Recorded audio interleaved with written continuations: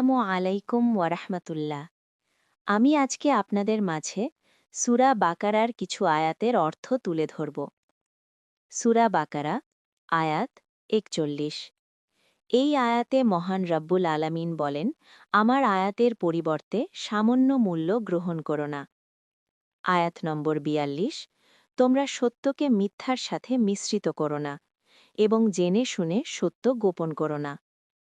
আয়াত নম্বর ৪৮, তোমরা সেই দিনকে ভয় করো যেদিন এক ব্যক্তি অন্য ব্যক্তির কোনো কাজে আসবে না এবং কারও কোনো সুপারিশ চলবে না এবং কারও নিকট হতে কোনো বিনিময় গৃহীত হবে না এবং তারা কোনো সাহায্য পাবে না।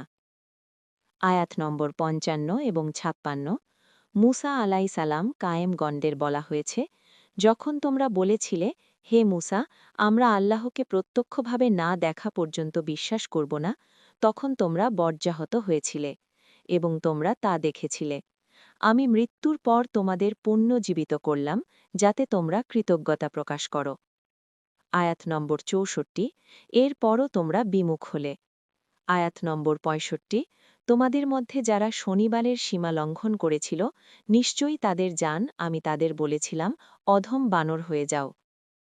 আয়াত নম্বর ১৭৩, মূলত আল্লাহ তোমাদের জন্য মৃত জীবজন্তু, রক্ত, শূকরের মাংস এবং যা আল্লাহর নামে ব্যতীত অন্যের নামে উৎসর্গ করা হয়েছে তা তোমাদের জন্য হারাম করেছেন।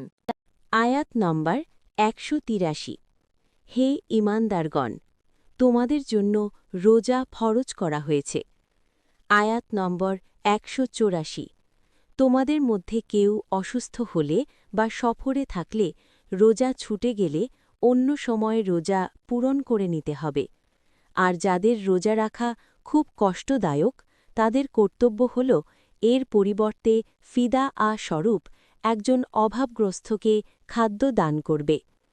আয়াত নম্বর ১৮৮, তোমরা একে অন্যের ধন সম্পদ অন্যায়ভাবে গ্রাস করো না এবং জেনে শুনে মানুষের অর্থ সম্পত্তির কিংদংশ অন্যায়ভাবে করার উদ্দেশ্যে তা বিচারকদের নিকট পেশ করো না।